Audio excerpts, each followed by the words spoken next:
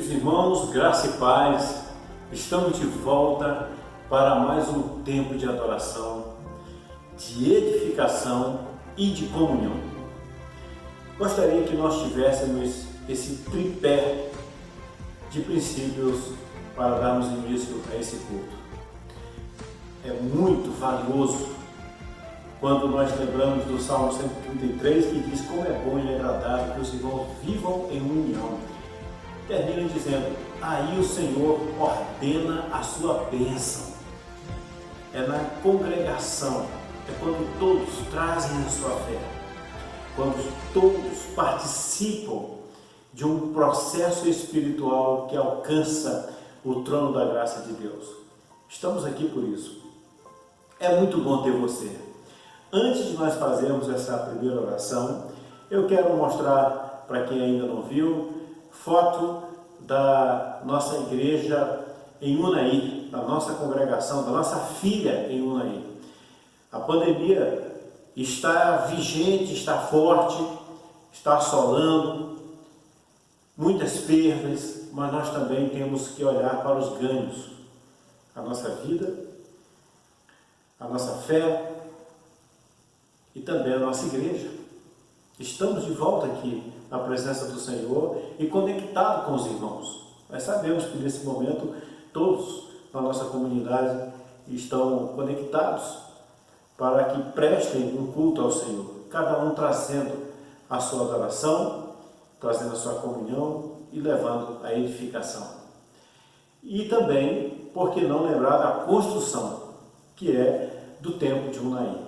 Então vamos lembrar dessas bênçãos, para que isso possa equilibrar a balança das coisas que estão acontecendo. Veja a foto e depois nós vamos orar.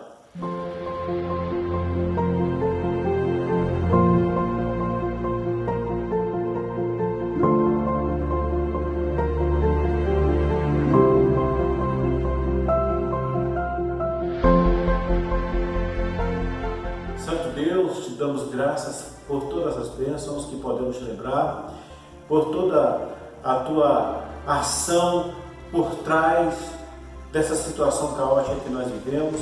Embora muitos não percebam que o Senhor Deus tem um jeito de tratar com cada um de nós, mas o Senhor está tratando. A nossa fé, a nossa convicção da vida eterna, a nossa devoção a Ti, aquilo que pesa mais na nossa vida, se são as coisas que estamos ouvindo, se são as ocorrências dos últimos dias, as notícias, ou se é a nossa fé. De certa forma, Senhor, tudo coopera para o nosso bem. Nós queremos Te dar graça pelo templo em Unai, pelo avanço da obra, fruto do trabalho da Igreja do Lago Norte, empenho dos nossos irmãos de Unai. Agradecemos a todos que colaboram, Senhor, os de Brasília, os de Unai e outros colaboradores que abraçaram esse projeto. Tudo é para Ti, a glória não é para nenhum de nós, mas nós também precisamos, Senhor, lembrar daquilo que temos o privilégio de fazermos. Por isso estamos Te agradecendo por esse tempo. Vai chegar o tempo de fazermos a dedicação oficial e nós queremos estar lá celebrando com alegria essa conquista. Nós damos início a esse culto, pedindo a Tua bênção, da Tua presença na vida de cada um. Louvemos ao Senhor.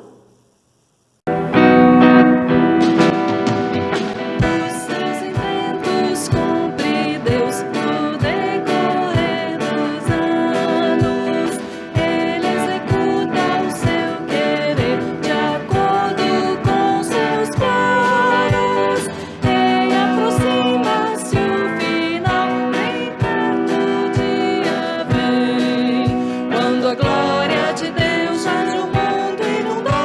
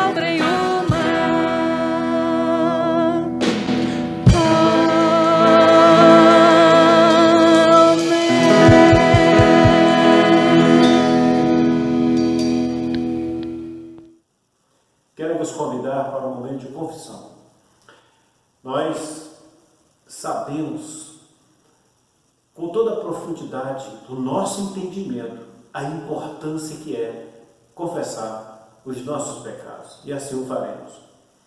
Você aí, eu aqui, todos contritos, reconhecendo que somos pecadores, por um lado, e reconhecendo por outro lado um Deus perdoador. Oremos. Deus, te damos graças pelo grande privilégio de podermos estar na tua casa. Obrigado, Senhor, pelo teu cuidado para com cada um de nós. Sustenta, Pai. Dá-nos força, dá-nos entendimento, dá-nos intensidade na tua presença. Te damos graças por estarmos aqui, Senhor, por estarmos conectados, oferecendo a Ti um culto, cada um no seu lugar, mas estamos direcionando para o mesmo lugar, o trono da Tua graça. Pedimos que o Senhor venha nos perdoar, libera o perdão, Senhor, para cada um de nós, para que possamos estar limpos, possamos estar purificados de toda injustiça. Nós pedimos o Teu perdão em nome de Jesus. Vamos louvar ao Senhor com mais uma canção. Eu quero agradecer o Ministério de Louvor da Igreja Metodista de Taguatinga Sul, que tem cooperado conosco.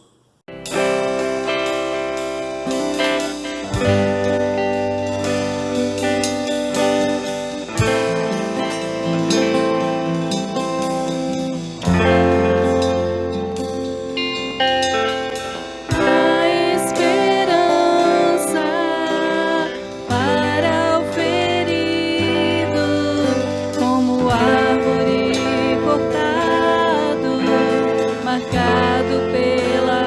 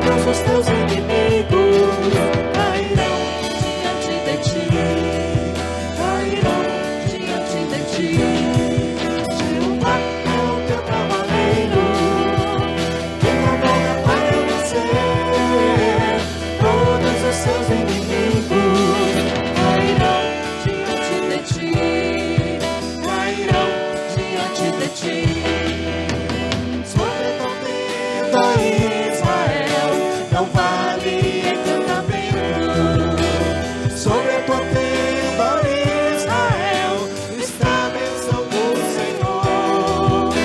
A força dos teus opressores nunca te alcançará.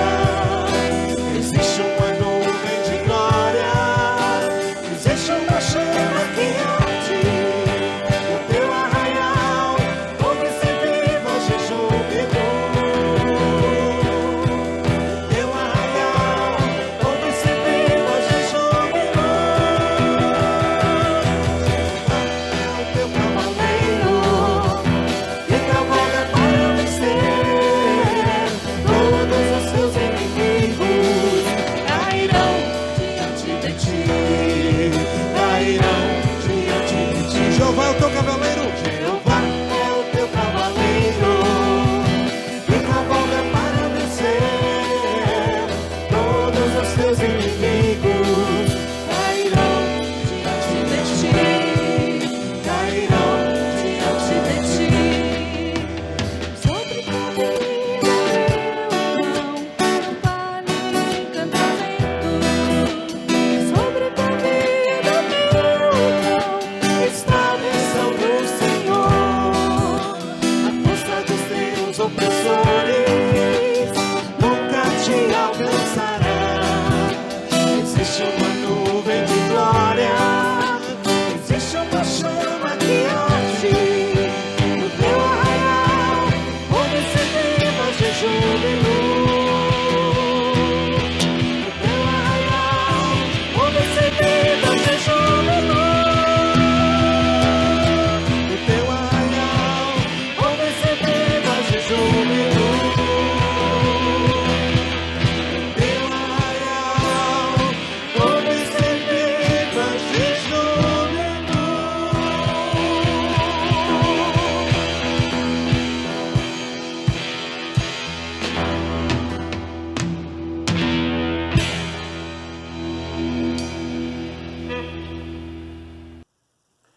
Convido você a abrir a sua Bíblia ou ligar o seu celular no texto que está em Mateus capítulo 26, versículo 36.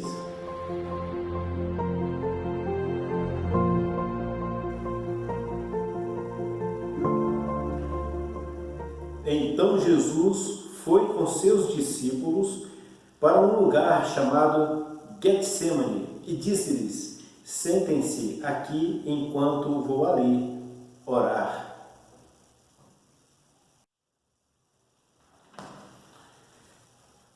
Que cada um faça uma oração pedindo para que o Espírito Santo venha falar conosco.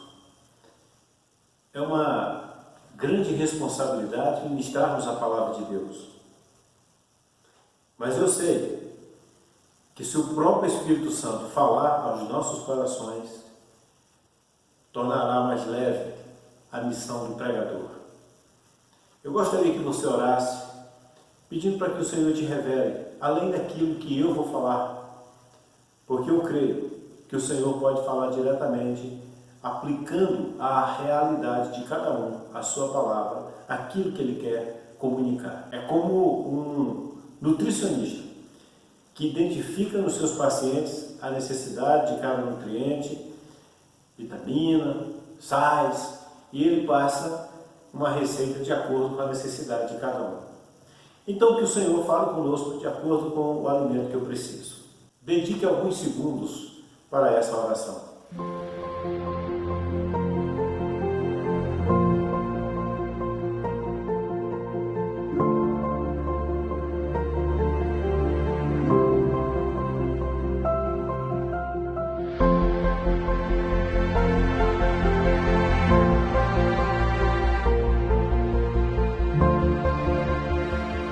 Getsemane, ou Getsemane. Get quer dizer prensa. Semane, semente. Getsemane era onde se prensavam as azeitonas para fazer o azeite. E tinha 4 aplicações para aquelas azeitonas que passavam pelo aperto da prensa. Jesus foi para aquele lugar não apenas por uma questão estratégica, mas também simbólica daquilo que o próprio Jesus passaria. Ele era a azeitona que passaria pela prensa da humilhação, da dor, da crucificação, da morte e do sepultamento. Um Deus tão grande, poderoso, revestido de glória, para aceitar se tornar um de nós e dar a sua vida, era um ato de uma prensa também de humildade. Para aceitar se rebaixar tanto, aceitar a forma do homem pecador, limitado, pequeno, sofredor, para poder nos salvar, somente por uma grande humildade aliado a um grande amor. Essa história de Jesus, ela tem muito para comunicar a nós hoje. Vivemos um tempo de prensa. O interessante é que, se você pegar a azeitona, você pode corroê-la e você come o fruto que está por cima, em volta da semente do caroço. Mas você só consegue chegar no caroço se quebrar ela, ou se prensar ela, para ela poder então tirar o que está lá dentro. Usando um fruto como exemplo, Jesus disse que se conhece a árvore pelo fruto. Você sabe que tipo de árvore, que tipo de pessoa é por aquilo que ela frutifica, pelo seu comportamento, pelas suas atitudes. E se conhece uma pessoa por dentro, na sua fé, naquilo que está lá no núcleo do seu coração, na parte mais interna da sua alma, a parte mais protegida, mais profunda, mais central, você só conhece se quebrar para chegar até lá. Jesus agora estava dando o maior sinal de quem ele era. Jesus pôde curar, fazer maravilhas, mas no momento em que Jesus não estava curando, não estava fazendo maravilhas, no momento em que ele não estava fazendo nada que atraía a atenção das pessoas, foi o momento que ele mais provou quem ele era. Não foi no momento em que Jesus fez que ele provou alguma coisa, mas foi no momento que fizeram para Jesus.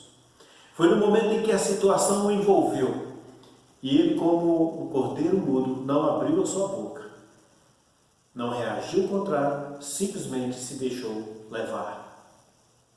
Vivemos um momento intenso, difícil, complicado, de incertezas. Os noticiários estão a todo momento dizendo os recordes de mortes, do contingenciamento, dos lockdowns, de medidas severas para conter o avanço dessa enfermidade. Talvez em algum momento alguns de nós não acreditávamos tanto que esse mal era tão letal, mas quando começamos a ver pessoas perto de nós morrerem ou passarem muito mal, nós pensamos duas vezes e estamos mais cuidadosos. O certo é que nós estamos aprendendo a viver esse momento. Ninguém nos ensinou a viver dias tão difíceis e tão prolongados como esses. Nós não sabíamos que seria assim. Estamos aprendendo passando pela prova. No entanto, queridos, nessa hora que nós somos prensados por essas circunstâncias, o que é que está saindo de nós? Quando Jesus passou por esse momento mais difícil da vida dele, o que foi que saiu de dentro dele? Quando ele foi quebrado por dentro, a semente, o que foi exposto? O que é exposto de você nessa hora? Mas pastor, por que o senhor está me comparando a Jesus? É simples, porque nós somos imitadores de Cristo. Nós somos discípulos de Jesus, aprendemos com Jesus. E ele mesmo disse, se perseguiram o pastor, por que não vão perseguir vocês também? É claro, Jesus estava falando de uma outra circunstância, mas vale também dizer que se Jesus passou por momentos difíceis, por que nós também não passaremos? Até porque ele mesmo disse, no mundo tereis aflições, mas tenha bom ânimo, porque há o ânimo bom e há o ânimo ruim. Por isso ele usou o bom ânimo, a qualidade do bom.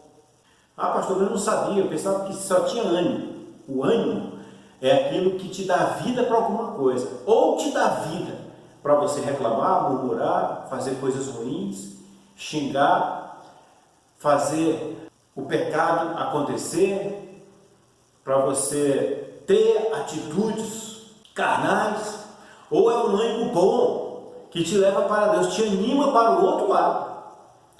Ânimo tem a ver com alma, com vida, com aquilo que movimenta, que é dinâmico. Então, o ânimo bom é aquele que me leva para as coisas boas, que me faz construir em dias difíceis, me faz construir em dias de destruição, de devastação, me faz ficar tranquilo em dias de turbulências, me faz acreditar em tempos de incertezas. É o ânimo bom. A pressa, ela revela quem eu sou por dentro, aquilo que é mais profundo. Até para que você entenda, eu gostaria de colocar o que era produzido no Getsemane. A produção no Getsemane era da seguinte maneira: tinha 4 etapas. Eles colocavam uma pedra e em cima colocava um peso, e aquilo prensava as azeitonas.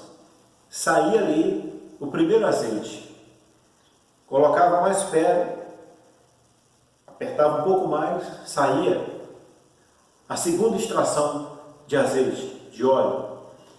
Depois, mais pedra, a terceira extração de óleo. E por último, eles faziam uma pasta com aquele produto que ficava. A primeira extração era para a iluminação do templo, era dedicada ao Senhor, era a primícia, aquilo que pertencia ao Senhor. Era o azeite virgem, mais puro, puríssimo. A primeira tiragem. A segunda era para alimentação. Eles usavam o azeite como nós usamos hoje. A terceira extração era para medicação. E a quarta era para lubrificação. As 4 extrações e aplicações na ordem eram iluminação, alimentação, medicação e lubrificação. Era para isso. Ok. Jesus, de si só, estava dando tudo aquilo que nós precisávamos. Ele é a nossa luz. Mas para isso ele precisava ser tocado lá dentro, na alma. Jesus por inteiro, ele foi quebrado. Por inteiro ele foi entregue. Para que ele pudesse produzir o primeiro grande resultado, que é trazer luz para as nossas vidas. Nós andávamos em trevas. Estávamos perdidos, sem rumo. E nós temos agora Jesus, que é a luz do mundo.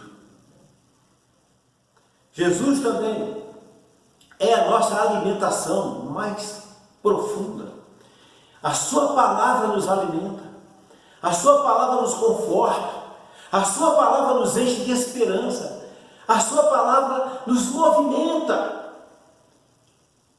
A promessa do Senhor, que nós conhecemos por meio da sua palavra, ela nos movimenta em direção a um objetivo, a uma expectativa.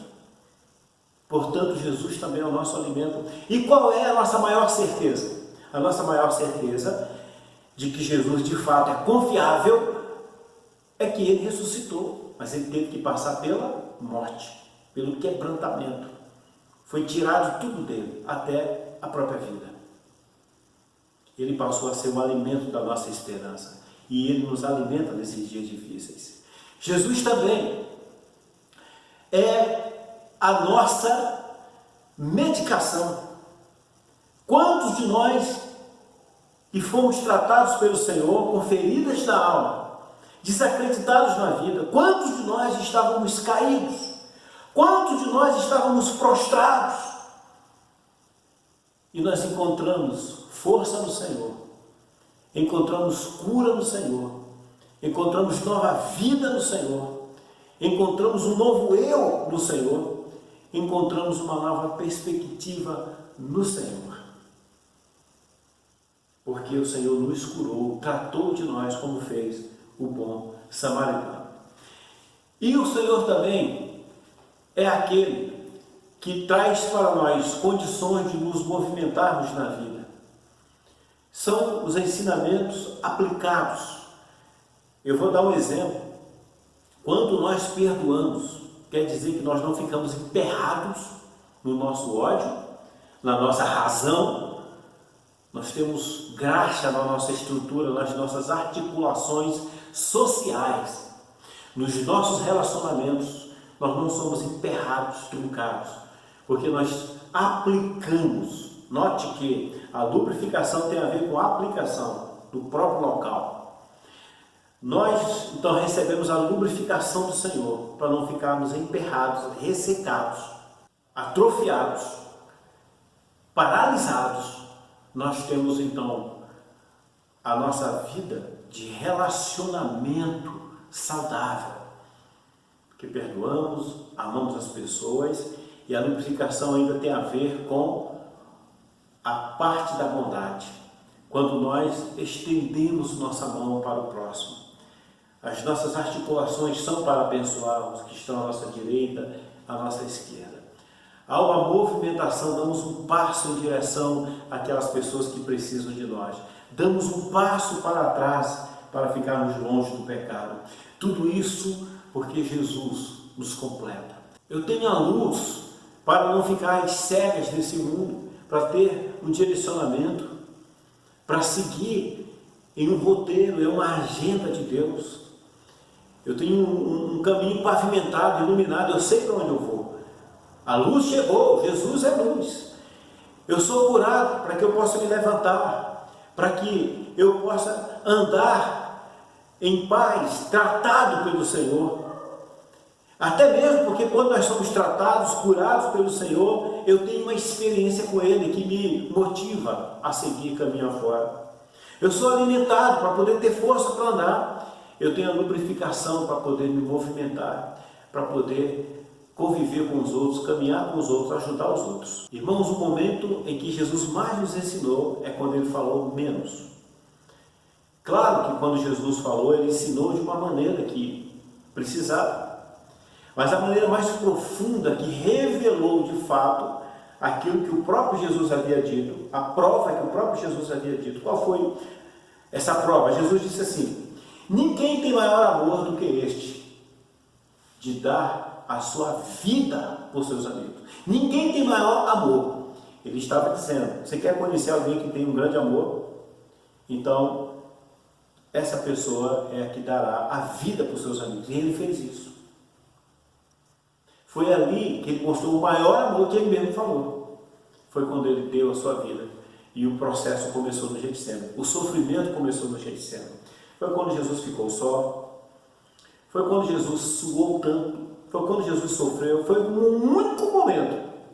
Foi o único momento que Jesus pediu apoio dos discípulos. O único momento em que Jesus pede o colo dos discípulos, pede o apoio dos discípulos, expressa verbalmente um pedido de companhia, de alento, foi no Getsemane. Foi ali que ele foi preso. A expectativa do sofrimento que Jesus ia passar gerou um sofrimento antes mesmo que ele sentisse na própria pele. O peso do pecado estava criando em Jesus uma dor tão profunda, uma angústia, uma agonia tão grande. E ele suportou. Nos dias que nós estamos vivendo, bem que pode se comparar a um processo getsemânico. É claro que dentro de uma outra perspectiva, de um outro objetivo, de uma outra circunstância, Jesus estava ali morrendo por nós. Mas eu estou me referindo ao sofrimento. Eu estou me referindo quando uma situação passa por cima de nós. A Bíblia diz, no Salmo, os israelitas se expressaram dizendo assim: se não fosse o Senhor que estivesse ao nosso lado, quando os inimigos vieram contra nós, eles teriam nos destruídos. As águas teriam nos afogados. nós teríamos sido eliminados se não fosse o Senhor. Então todos passam por experiências difíceis, mas como eu reajo demonstra o que está aqui dentro de mim. Tudo aquilo que você aprendeu de Deus, querido, está na hora de colocar em prática. É muito melhor conhecer pouco sobre Deus e obedecer tudo do que conhecer muito e obedecer pouco. Tem pessoas que conhecem muito da palavra de Deus, muito. Aliás, no tempo de Jesus era assim. Os estudiosos, os religiosos, os chefes da sinagoga, os escribas, os homens mais influentes da religião, conheciam muito, mas aplicavam pouco. Muito pouco. Teve alguns casos de pessoas que conheciam pouco e fizeram muito. Como, por exemplo, a mulher do fluxo de sangue. Por ser mulher, ela não tinha acesso a lugares que os homens poderiam ter. Ela não podia ser uma líder religiosa. Era uma mulher simples, mas o pouquinho que ela sabia sobre Deus, ela fez. A mulher Sírio-Fenícia, que foi atrás de Jesus, e Jesus disse: não me é lícito dar aos cachorrinhos aquilo que são das pessoas. Aquela mulher disse: não, Senhor, mas eu me contento, eu sei que uma migalha tua já resolve tudo. E Jesus ficou admirado da fé daquela mulher. Um centurião, possivelmente romano, que não era um discípulo, e possivelmente uma pessoa odiada pelos judeus, porque era um líder de uma legião de soldados romanos. Aquele homem disse: Jesus, tu nem precisa ir na casa onde meu servo está doente, manda uma palavra e vai ficar curado. Jesus foi admirado da fé daquele homem. Pessoas que nem eram discípulos de Jesus e nem eram líderes religiosos, pelo contrário, os líderes religiosos estavam atrapalhados. Nós temos um relato de Nicodemos, que era um mestre, um rabi, um homem intelectual, um homem conhecedor, um professor, um mestre, que foi ter com Jesus de noite para ninguém ver e perguntou: Jesus, como é que eu posso fazer para ter a vida eterna? Jesus falou: você tem que nascer de novo.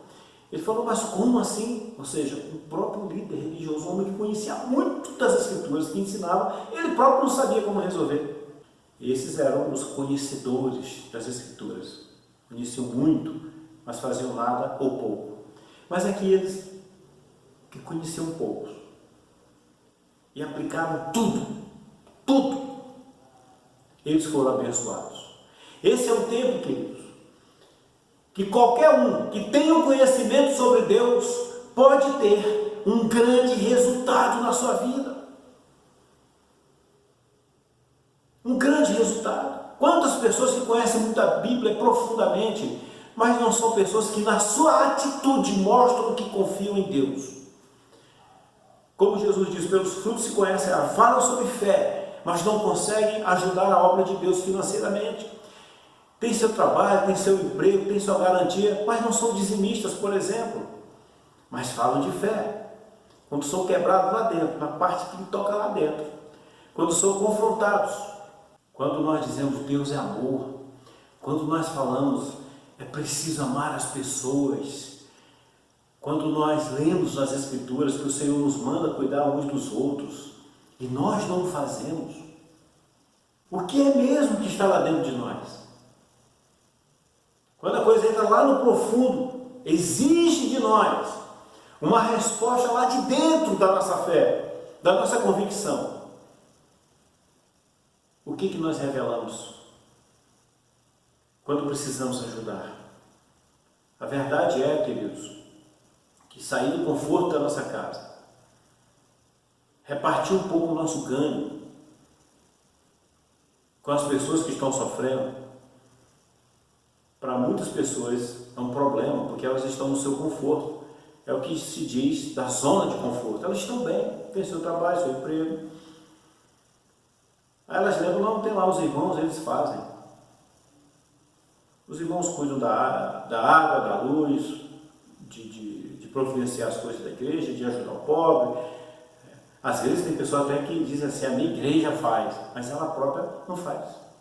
A pressa chega sobre cada um de nós, vem em forma de doença, vem em forma de perseguição, vem em forma de desemprego, vem em forma de problemas psicológicos, de pressão, vem em forma de ansiedade.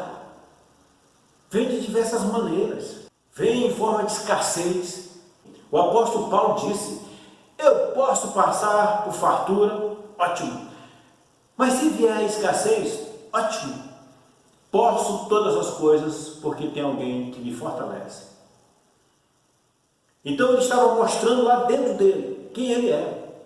É comum muitas pessoas dizerem: eu sou filho do rei, Deus está comigo, o Senhor está comigo. Só lembra dela, comigo, eu. Pede a oração para mim, mas não lembra de orar para o outro. Porque estão revelando que o egoísmo é que está lá dentro.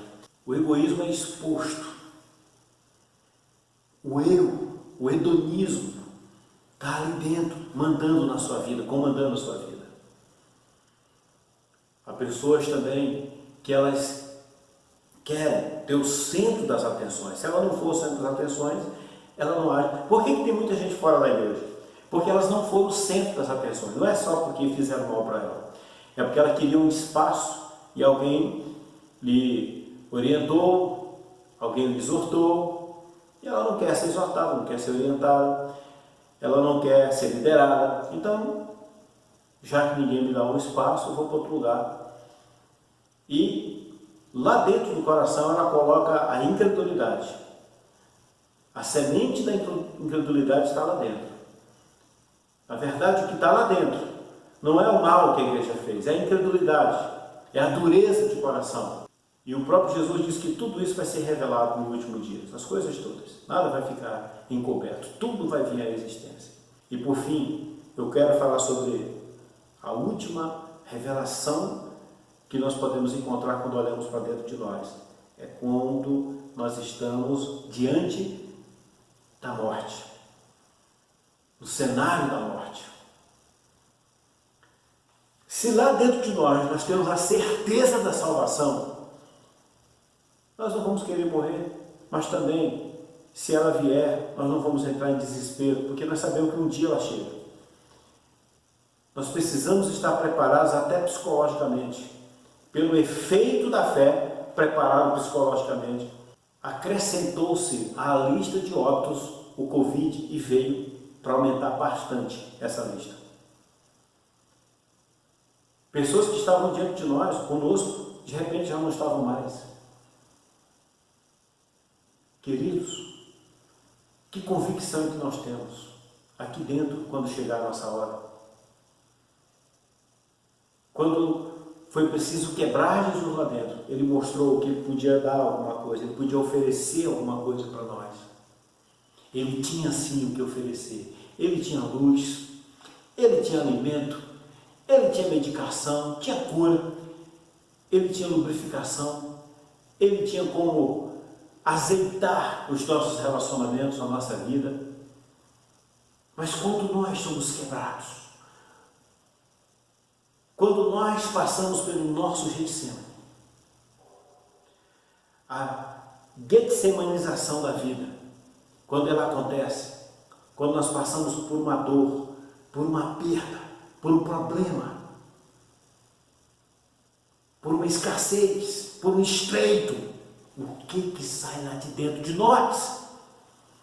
Muitas pessoas estão saindo tristeza profunda, depressão, ansiedade, revolta, ira, violência. É claro que em algum momento nós também sentimos isso porque nós somos humanos. Ficamos inquietos, mas depois nós vamos nos reequilibrando e Deus vai nos ajudando, nós vamos nos assentando no nosso consenso espiritual. Uma pessoa que perde alguém, é claro que ela vai chorar, é claro que ela vai ficar triste, mas ela também não entra em desespero, porque ela tem Deus por sua vida. Aquilo que está lá dentro é acionado, aquilo que está lá dentro entra em atividade. É a sua fé, é a sua convicção, é a certeza da salvação, é a sua vontade de ajudar, é o seu entendimento de abençoar a vida das pessoas. Então, se você conhece pouco da palavra de Deus, aplique isso. A Bíblia diz que é melhor não saber do que saber e pecar. Então, quem sabe muito e faz pouco, o pecado é maior. Se é que pode quantizar o pecado. Mas Jesus colocou o pecado, de certa forma, em uma escala. Ele colocou, porque o próprio Jesus disse que vai ter mais rigor para essa geração do que para Sodoma e Gomorra. Então Jesus ele faz isso, essa equalização. Jesus faz essa comparação, Jesus faz essa quantização, esse volume de pecados um para com o outro, essa perspectiva é com Jesus. Isso aí nós não entramos no mérito, mas que ele vai fazer, ele vai. E ele próprio diz, a palavra de Deus diz, que depois que eu saio da ignorância, eu tenho agora uma outra responsabilidade. Então quem sabe muito, precisa colocar em prática. Não adianta nós ficarmos só em estudo, em livros, lendo, isso é muito bom para fortalecer a nossa fé, para nos manter em atividade, não apenas para nos engordar com conhecimento e nada de prática. É preferível conhecer pouco e praticar muito, do que conhecer muito e praticar pouco. Eu quero então trazer essa mensagem para você, para uma análise lá dentro da sua vida. E dizer, para terminar, que quando nós somos apertados, passamos pela prensa, quando somos getsemanizados, nós podemos sim produzir coisas boas. Você talvez pense que no momento difícil que você está passando, tudo que tem que fazer é lamentar, é reclamar, é se deixar influenciar negativamente, assustadoramente, pavorosamente com essas notícias que nós temos. Nós temos que realmente, queridos, lamentar tudo o que está acontecendo. Mas a minha maior influência é da graça de Deus, é do trono de Deus, é da presença de Deus, é da força de Deus. Eu não posso deixar de cantar, de adorar, de bendizer o Senhor, porque o Covid não diminuiu o Senhor. Não pode diminuir a minha fé. Não pode me tirar do céu. Não pode apagar meu nome do livro da vida. Não pode arrancar a minha convicção de que eu tenho um Deus que cuida de mim. E se eu tiver que ir, é como disse o apóstolo Paulo, se morremos ou se vivemos, ou seja, quer morramos, quer vivamos, pertencemos ao Senhor. É o sentimento de pertença, de ser abraçado. Eu estou com o Senhor, Ele cuida de mim. Jesus passou pelo Getsemane porque ele sabia que o Senhor estava ajudando. O Senhor estava com ele. O Senhor está contigo. No momento difícil que você está passando, quer seja por uma perda ou com medo de alguma coisa ruim lhe acontecer, de uma outra perda ou da primeira perda, seja como for, eu quero dizer para você, você não vai desesperar, você não vai baixar a cabeça, você não vai desistir da fé, você não vai desanimar, você não vai tombar, você não vai cair, você não vai regredir. Você não será derrotado. Levante a cabeça, porque o Senhor é contigo. Tempos difíceis também alcançam o povo de Deus. Mas é no tempo difícil que alcançou o povo de Deus que foi revelado quem de fato Deus era na vida daquelas pessoas. Que fé tinha lá dentro? Que convicção sustentava essas pessoas? Foi no tempo difícil que as pessoas mais puderam revelar quem elas eram. Quem era o Deus da vida delas. E os nossos irmãos que foram jogados nas arenas, em várias arenas, nossos irmãos que foram queimados vivos por causa do amor do Senhor e não negaram o seu nome, sabiam que ia morrer, viam seus parentes morrer, viam sua mãe, seu pai, seus filhos morrer, e sabiam que seriam os próximos, estraçalhados por feras, ou iriam morrer com azeite derramado sobre eles, óleo quente derramado sobre eles, mas eles não desistiram, porque aquele momento revelou quem eles eram. No momento que você está passando, peça a Deus, Senhor, me ajude, me fortaleça, para que se revele um homem, uma mulher de convicção inabalável, firme, constante no Senhor. Um homem e uma mulher que não abaixa a cabeça para as circunstâncias, porque já levantou a cabeça para o Senhor. Diz o salmista, diante dos poderosos cantarei louvores ao Senhor. Poderosos no plural. Quando Davi estava se referindo a isso, se referia aos exércitos e a todo mal que se levantava, quer seja na forma humana, quer seja na forma espiritual. Os poderosos que se levantavam contra ele. Ele estava dizendo, quando esses poderosos se levantarem, eu vou dizer para eles quem é o Deus da minha vida. Eu vou cantar louvores do Senhor. Eu vou exaltar a Deus. E eles saberão quem é o Deus da minha vida. Que o Senhor te sustente, meu irmão. minha irmã, que você fique bem com essa palavra.